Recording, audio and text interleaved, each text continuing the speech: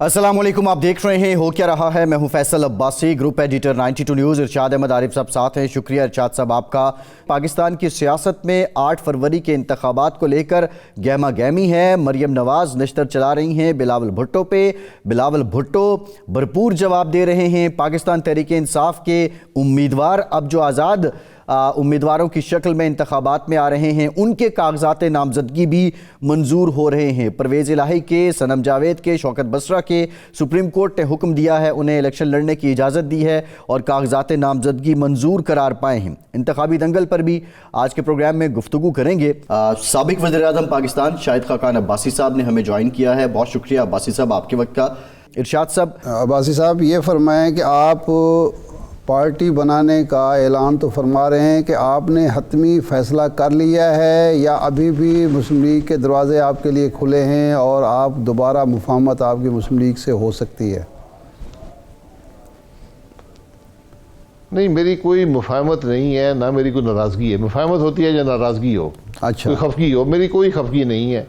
मेरी सिर्फ एक बड़ी सादी सी बात है कि मैं उस सियासत से इतफाक़ नहीं करता जिसका इंतखाब आज मुस्लिम लीग नून ने किया है। अच्छा, ये 6 महीने पहले मैंने मियाँ साहब को बता दिया था कि मैं इलेक्शन नहीं लड़ पाऊँगा और मेरा ये भी फ़ैसला है कि मैं पार्टी के ख़िलाफ़ इलेक्शन नहीं लड़ूंगा। ठीक। तो इसके बाद जो अगली सियासत में मैंने रहना है जी, जो अगली सियासत है उसका मैं तयन जो है वो इलेक्शन के बाद करूँगा। नहीं, आप मुस्लिम लीग नून का हिस्सा हैं अब्बासी साहब इस वक्त?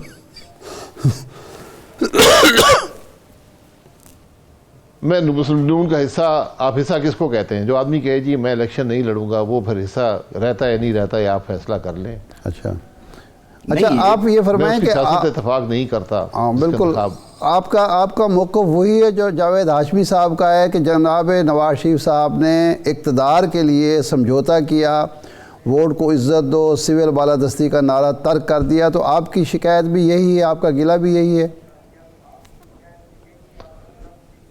नहीं, मेरी कोई ना शिकायत है ना गिला है। मैंने बस एक सादा अल्फाज में बता दिए और यही मैं इसी बात तक महदूद रहता हूँ कि मैं उस सियासत से इतफाक़ नहीं करता जो आज मुस्लिम लीग नून ने अपनाई है। अच्छा, ये सियासत उस सियासत से तजाद है जो अगस्त 2020 की थी। अच्छा, बस मैं इसी बात पे इत्तेफाक करता हूँ। बाकी मेरा कोई गिला शिकवा, कोई नाराज़गी किसी से नहीं है। सही है। अच्छा, तो आप सियासत एक मकसद के लिए होती है जी, वो मकसद आज मुझे मुस्लिम लीग की सियासत में पूरा होता नज़र नहीं आता। अच्छा, तो खाकान साहब पार्टियां मौजूद हैं, पीपल्स पार्टी भी है, पीटीआई भी किसी न किसी सतह पे है, और भी सियासी पार्टियां मौजूद हैं, एएनपी है, हर तरह के मंशूर रखने वाली, हर तरह का नज़रिया रखने वाली जमातें मौजूद हैं। तो आखिर एक नई जमात ही क्यों? इसलिए कि ये तमाम जमातें नाकाम हो चुकी हैं। अच्छा, आज आप देख रहे हैं कि 2 हफ्ते बाद इलेक्शन है जी, किसी जमात के पास कुछ कहने को लिए नहीं है। अच्छा, कोई नहीं आज बता सकता कि मैं इस मुल्क के अवाम के लिए क्या करूँगा, मेरी क्या सोच है, मैं किस तरह मुल्क के हालात को दुरुस्त करूँगा, मैं किस तरह मुल्क को तकलीफ से निकालूंगा, अवाम की भलाई करूँगा। किसी के पास कुछ कहने को नहीं है। 200 और 300 यूनिट बिजली मुफ्त के वादे हैं, वो बिल्कुल पूरे नहीं हो सकते। ये एक खाम ख्याली है। जिस मुल्क की आमदन सूद पूरा ना कर सके, आप कहाँ से कौन सी रकम, हाँ आप मज़ीद कर्जा लेकर और मज़ीद मुल्क को सूद में जकड़ कर आप ये 200-300 यूनिट बिजली मुफ्त मुहैया कर सकते हैं। और आज मुल्क के अवाम की तकलीफ़ जो है वो 200-300 बिजली से दूर नहीं होगी। आज आपको बहुत रिफॉर्म्स चाहिए हर सतह पर, और आपको मुल्क की मईशत को मजबूत करना है। ये हर जमात पिछले 2 साल में हुकूमत कर चुकी है, कुछ नहीं दे पाए हैं और ना दे पाएंगे। जी सही है। अच्छा भाई साहब, ये बताइएगा कि आपने एक टीवी प्रोग्राम में जनरेशनल ट्रांजिशन की बात की है। क्या वजह है कि मरियम नवाज़ की क़यादत को आप ना कबूल कर पाए? आप समझते हैं कि अभी क़यादत के लिए वो नहीं है, पूरे इंग्रेडिएंट्स पूरे नहीं हैं? देखिए, जमात जिसको मर्जी क़यादत है, मुझे किसी से कोई इख्तलाफ नहीं है। जो मर्जी जनरेशनल चेंजेस आते हैं, और मैंने पहले ही बता दिया था मियाँ साहब को भी, मरियम साहिबा को भी, कि जब जनरेशनल चेंज आई तो मैं उसका हिस्सा नहीं बन सकता। लेकिन वो बात अपनी जगह पर थी जी, उसमें मेरा किसी शख्सियत से इख्तलाफ नहीं है। लेकिन हम मियाँ साहब के साथी हैं, मियाँ साहब के साथ वक्त गुजारा, एक ताल्लुक़ है। लेकिन उससे भी बढ़कर जो आज मुल्क के हालात हैं, मैं नहीं समझता कि मुस्लिम लीग ने जिस सियासत का चुनाव किया है वो मुल्क के हालात को दुरुस्त कर सकती है। تو اب یعنی آپ کا اختلاف جو ہے وہ نہیں ہے کہ جی چونکہ قیادت مریم صاحبہ کو دے دی ہے اور میں اس کا حصہ نہیں بن سکتا، اب آپ کا اختلاف جماعت سے ہے، جماعت کے نظریے سے ہے، جماعت کے انداز فکر سے ہے جس سے آپ اختلاف کر رہے ہیں؟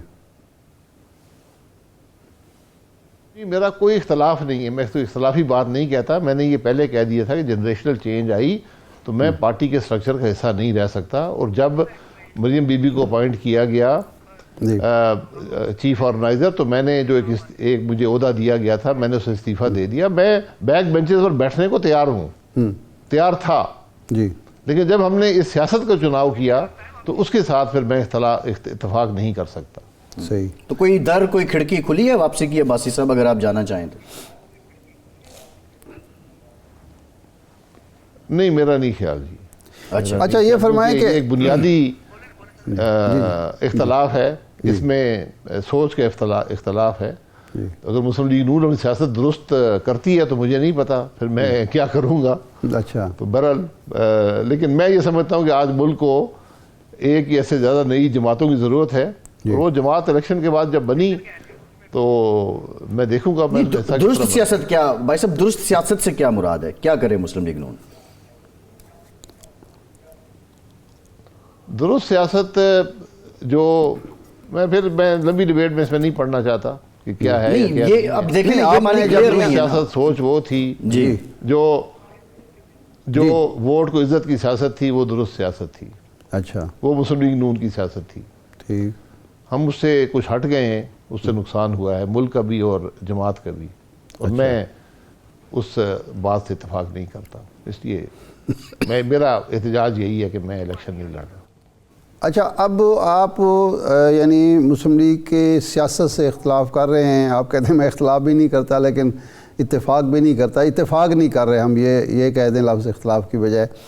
تو نئی پارٹی کے لیے اب سلام مشورے آپ کے جو آج سیاست ہے جی کیونکہ جی جی جی جی جی جی فرمائیں.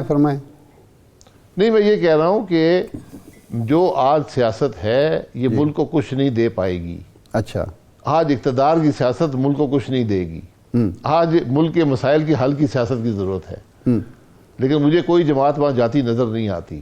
جی، اب سب ہر طریقے سے صرف اقتدار چاہتے ہیں. اقتدار کی جنگ جو ہے یہ کچھ نہیں ملے گا یہاں سے. صحیح. نہیں، ووٹ کو عزت دو تو مزاحمت سے تو مسائل حل نہیں ہوتے نا. ہر مسئلہ مزاحمت سے تو حل نہیں ہوتا. نہیں، ووٹ کو عزت دو مزاحمت کا بیانیہ نہیں ہے. ووٹ کو عزت دو اصول کا بیانیہ تھا کہ ہم آئین اور قانون اور جمہوریت کی بات کر رہے ہیں. جی، صرف یہ بات ہے، اس اصولوں پر کھڑے ہونا چاہیے. صحیح ہے. ری امیجننگ. اچھا، اب یہ فرمائیں کہ آپ نے ری امیجننگ پاکستان کے پلیٹ فارم سے مسائل کی نشاندہی کی کہ یہ مسائل ہیں لیکن حل ابھی تک آپ کی طرف سے نہیں آیا. اب آپ جب نیا لائحہ عمل بنا رہے ہیں تو کچھ ہمارے ناظرین کے ذریعے ناظرین کو بتائیں اس پلیٹ فارم سے کہ جی آپ کے خیال میں کیا حل ہے. 1 2 3 یہ کام اگر کوئی سیاسی جماعت کرے گی تو ملک کا بھی بھلا ہوگا، جمہوریت کا بھی بھلا ہوگا، آئین کی بالادستی ہوگی. یہ 1 2 3 کوئی کام ایسے ہیں جو آپ نے ایک ابھی تک سوچ بچار کی ہوگی، ظاہر بات ہے اپنے دوستوں کے ساتھ بیٹھے ہوں گے. ایک تو یہ ہے کہ وہ کیا 1 2 کام ہیں جو ضروری ہیں اور اس کے بغیر نہ نتائج الیکشن سے بہتر نکل سکتے ہیں نہ سیاست بہتر ہو سکتی ہے. دوسرا، اس وقت آپ کے ساتھ تھے مصطفیٰ نواز کھوکھر صاحب، وہ اب الیکشن لڑ رہے ہیں، اس انتخابی عمل کا حصہ بن چکے ہیں. آپ کے ساتھ تھے مفتاح اسماعیل صاحب، وہ آپ کے ساتھ ہیں. یہ جو باقی لوگ اختلاف کر رہے ہیں، جاوید ہاشمی صاحب ہیں یا محمد زبیر صاحب ہیں، یہ لوگ بھی آپ کے ساتھ ہوں گے، ساتھی ہوں گے؟ دیکھیں، ری امیجننگ جو پلیٹ فارم تھا یہ اس لیے بنایا گیا تھا کہ ملک میں جو مسائل ہیں ان کی نشاندہی کی جائے اور ان کے حل کی بات کی جائے. یہ کام پارلیمان کا ہوتا ہے، اسمبلیوں کا ہوتا ہے، وہاں پر یہ بات تھی نہیں. ہمارا کوئی سیاسی مقصد نہیں تھا. ہم نے کہا ملک کے مسائل کی بات کریں. ہم نے اس میں حل کی بات بھی شروع کی. ہم نے حل کی بات بھی کی. اور حل یہ 1 2 3 والی بات نہیں ہوتی. آپ نے مسائل کا حل کرنا ہے. سب سے پہلے آپ کو اپنی سیاست درست کرنی ہوگی. سیاست اور معیشت کا بہت گہرا تعلق ہے. سیاسی انتشار ہوگا، معیشت کبھی آگے نہیں چل پائے گی.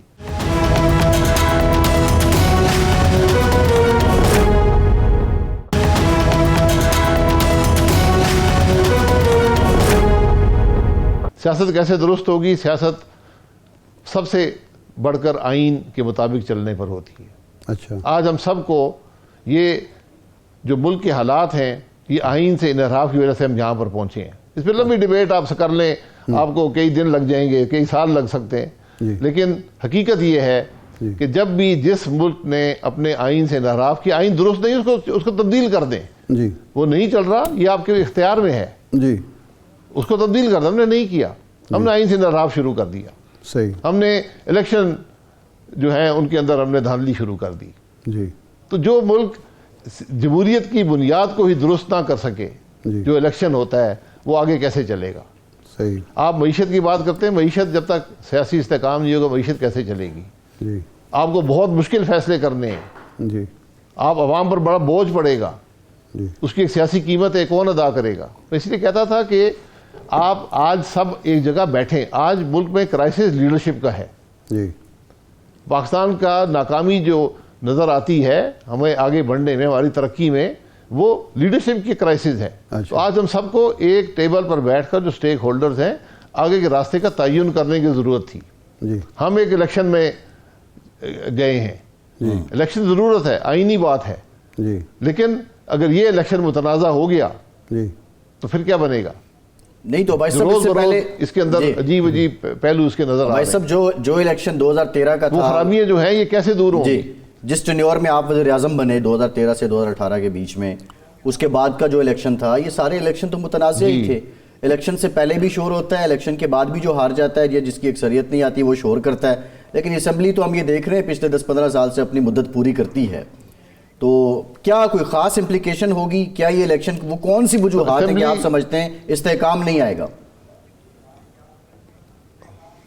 اسمبلی مدت پوری کرنا کامیابی نہیں ہوتی۔ اچھا، آپ نے کیا کیا ملک کے لیے اس دور میں؟ جی، یہ ایک مستقل زوال کی کہانی ہے۔ وہ زوال 2018 کے الیکشن جس طرح چوری ہوئے، وہ زوال اس سے بڑھ گیا۔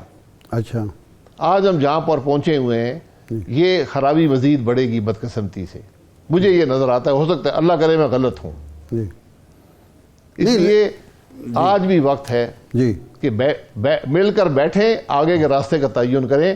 کسی ایک ادارے، کسی ایک جماعت کے بس کی بات نہیں ہے کہ ملک کے معاملات چلا سکے۔ کون مل کر بیٹھے بھائی صاحب؟ کون بیٹھے مل کر؟ پروگرام میں بھی کہہ چکا ہوں، جو اس ملک کی پولیٹیکل لیڈرشپ ہے، 3-4 بڑے لیڈر ہیں۔ آئین میں کوئی ایسی بات نہیں ہے کہ یہ مل کر نہیں بیٹھ سکتے۔ آج ملک کے غیر معمولی حالات ہیں، اس کے لیے آپ کو غیر معمولی اقدامات کی ضرورت ہے۔ کوئی پرانے گھسے پیٹے فارمولے جو ہیں یہ نہیں چلیں گے۔ جی، میری بات یاد کر لیں۔ تو اگر کوئی ایک بیٹھنا نہ چاہے، کوئی ایک بیٹھنا نہ چاہے، پھر اس کے ساتھ کیا نئی سلوک سوچ کی ضرورت ہے۔ جی، جی، اگر ایک لیڈر کسی کے ساتھ بیٹھنا ہی نہیں چاہتا، وہ کہتا ہے میں کسی چور کے ساتھ نہیں بیٹھ سکتا، تو اس کو کیسے تو نہ بٹھائے؟ باقی بیٹھ جائیں۔ اچھا، نہیں، باقی تو بیٹھے ہوئے تھے، باقی بیٹھ جائیں، باقی وہ تو ملک کے عوام کو بتائیں کہ ہم 16 ماہ حکومت کی ہے بیٹھ کے بھائی صاحب۔ ہم کیسے آگے جائیں گے۔ وہی نہیں، وہ تو 16 ماہ اکٹھے، وہ تو 16 ماہ باقی سارے مل کے 16 ماہ بیٹھے رہے، تو وہ کچھ نہیں کر پائے آپ کے بقول؟ میں بات کر رہا ہوں ملٹری لیڈرشپ کی بھی اور جوڈیشل لیڈرشپ کی بھی۔ یہ عوام کے سامنے بیٹھیں، ایک فریم ورک بنائیں، ایک آگے کے راستے کا تعین کریں، عوام کے سامنے رکھیں۔ وہ 16 مہینے تو ناکامی کی داستان ہے۔ اچھا، ابھی آپ عباس صاحب آئین کی بالادستی کی بات کر رہے تھے، اب آپ ملٹری لیڈرشپ کو دعوت دے رہے ہیں کہ وہ بیٹھیں، اور جب تک یہ سب اکٹھے مل کر نہیں چلیں گے، ملک نہیں چلے گا۔ اور ہمارا تجربہ بھی یہی بتاتا ہے۔ آئین کے اندر میں نے سارا آئین پڑھا ہے، کوئی ایسی رکاوٹ نہیں ہے۔ اچھا، بلکہ آئین اس پر زور دیتا ہے کہ جو ادارے ہیں وہ آپس میں باہمی اتفاق سے ملک کے معاملات حل کریں۔ صحیح، آج آپ نے اگر ملک چلانا ہے تو یہ ادارے بیٹھ کر آگے کے راستے کا تعین کر لیں، اپنے درمیان جو تعلقات ہیں اس کا بھی تعین کر لیں، اچھا، معیشت کو کیسے چلانا ہے وہ بھی تعین کر لیں۔ اگر ایک حکومت ایک پالیسی بناتی ہے، کل جج اس کو نہیں چلنے دیتے، پھر کیا ہوگا؟ تو یہ ہمارے ملک میں ہوا ہے۔ جی، ریکو ڈے کا معاملہ آپ کے سامنے ہے۔ جی، ایک سپریم کورٹ کا فیصلہ، اس کی قیمت آج ملک اربوں ڈالر میں ادا کر رہا ہے۔ جی، تو یہ چیزیں ہمیں ان کا احساس ہونا چاہیے۔ آج غیر معمولی حالات ہیں۔ آج سب سے جو عجیب بات یہ ہے کہ کسی کو یہ احساس نظر نہیں آتا، مجھے وہ ایک سینس آف ارجنسی نظر نہیں آتی جس کی ضرورت آج ملک میں ہے۔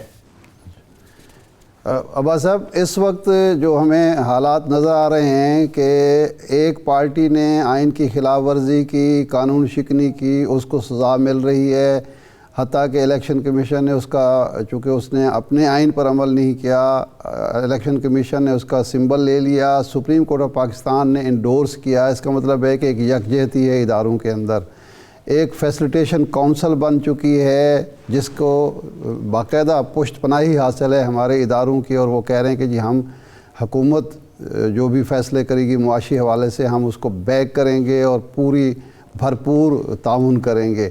تو اس طرح کی ہم آہنگی تو اب موجود ہے، اور لگتا ہے کہ الیکشن کے بعد مزید ہوگی، تو پھر بھی حالات سدھرتے آپ کو نظر نہیں آ رہے؟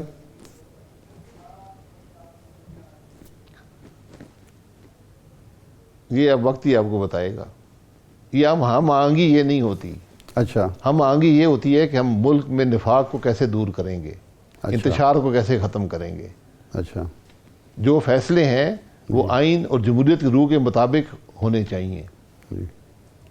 تو اگر یہ کوئی سمجھتا ہے کہ اس طرح معاملے حل ہو جائیں گے، ان کو مبارک ہو۔ میں تو دیکھ ہی سکتا ہوں، مجھے تو یہ معاملات حل ہوتے نظر نہیں آتے۔ صحیح ہے۔ اچھا، سابقہ حکومت نے آپ کے خلاف جو بنائے مقدمات بنائے، آپ جیل بھی چلے گئے، بڑی ہنسی خوشی آپ نے برداشت بھی کر لی ہے، اب آپ پھر عدالتوں میں پیش ہو رہے ہیں، آپ کے خلاف مقدمات چل رہے ہیں، یہ انہی مقدمات کا تسلسل ہے یا نئے مقدمات بنے ہیں، اور کیا وجہ بنی ہے؟ آپ تو ایک ایسی جماعت کے ساتھ آج تک ہیں جو بہرحال اقتدار کا حصہ کل بھی تھی اور آج بھی بظاہر نظر آتی ہے، اچھی خاصی اس کی پذیرائی ہے ایوان اقتدار میں۔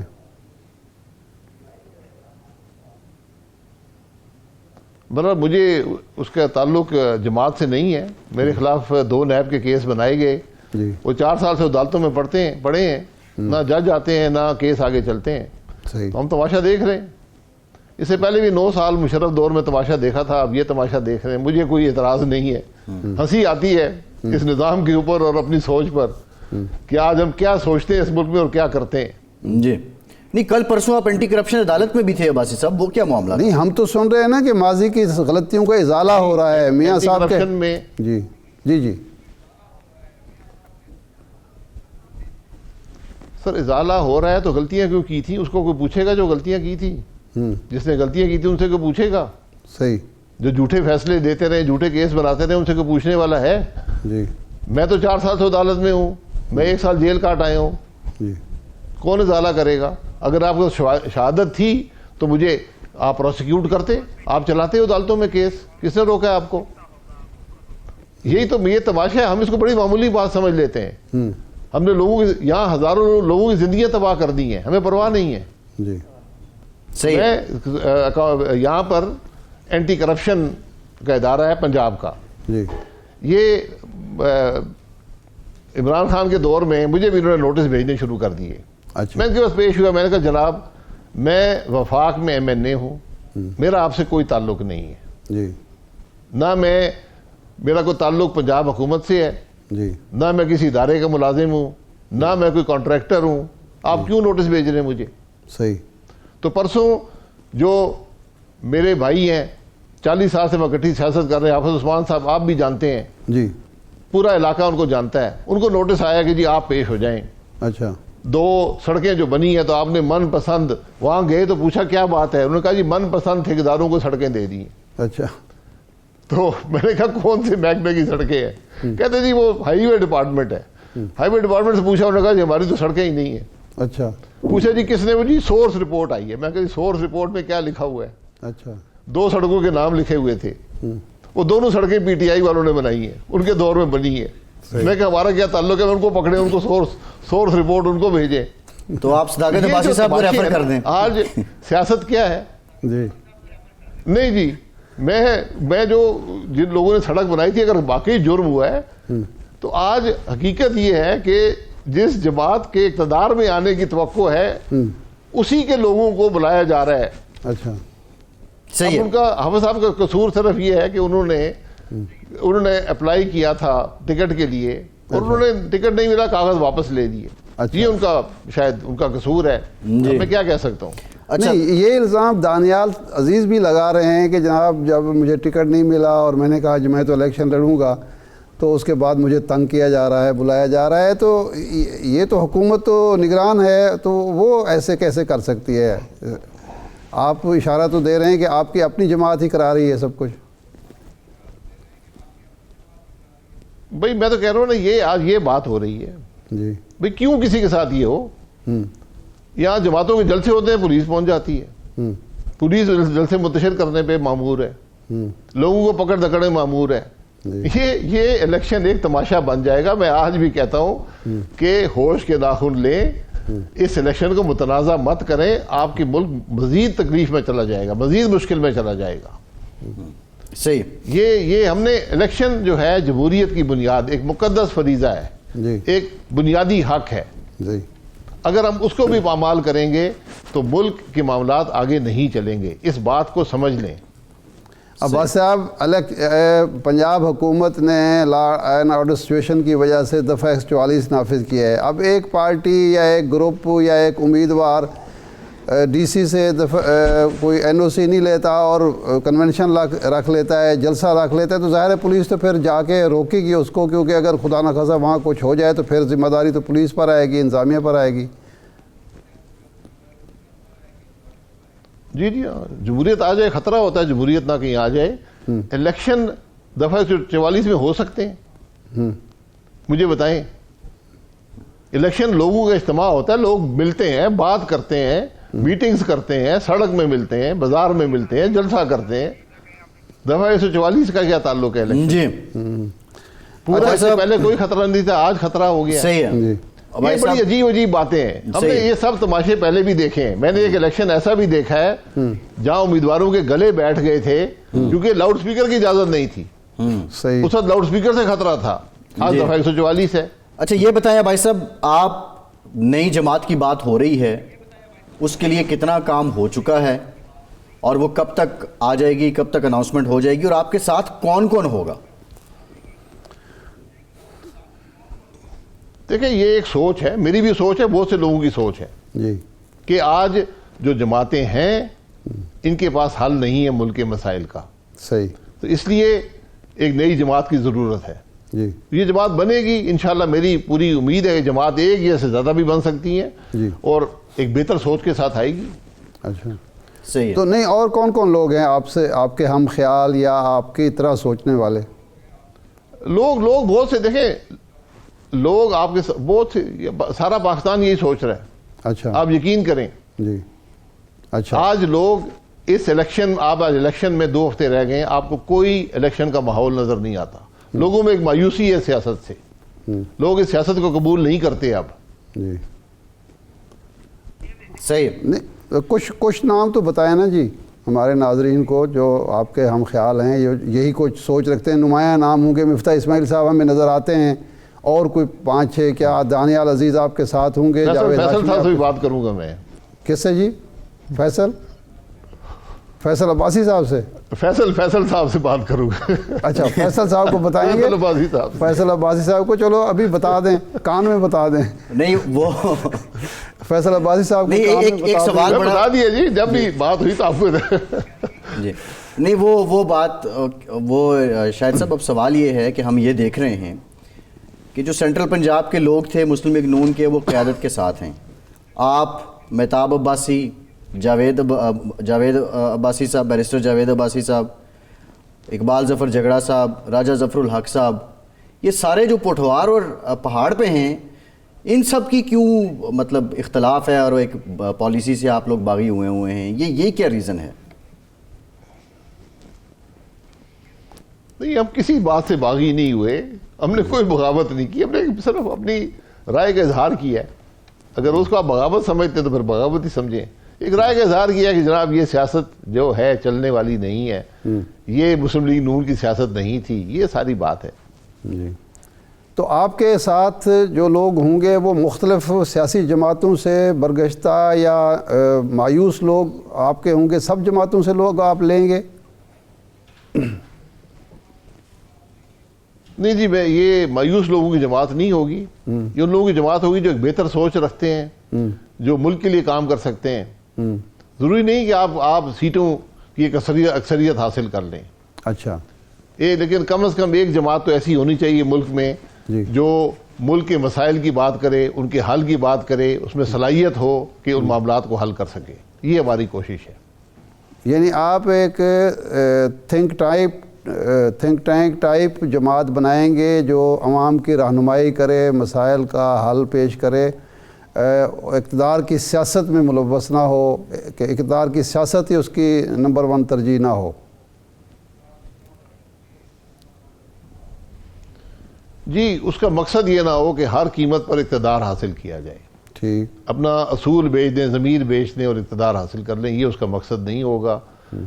وہ ہر جماعت الیکشن لڑتی ہے، وہ جماعت بھی الیکشن لڑے گی بہتر سوچ کے ساتھ، بہتر مسائل کے حل کے لیے اپنا جو بھی مینیفیسٹو سمجھیں، ایکشن پلان سمجھیں، وہ عوام کے سامنے رکھے گی. جی ٹھیک. یہ سوچ ہے، میرے خیال میں یہی چیز چلے گی. پرویز خٹک صاحب اور جہانگیر ترین صاحب نے بھی جماعتیں بنائی، تو آپ سمجھتے ہیں کہ وہ یہ مقصد پورا نہیں کرتے، وہ بھی یہی سوچ لے کر آئے؟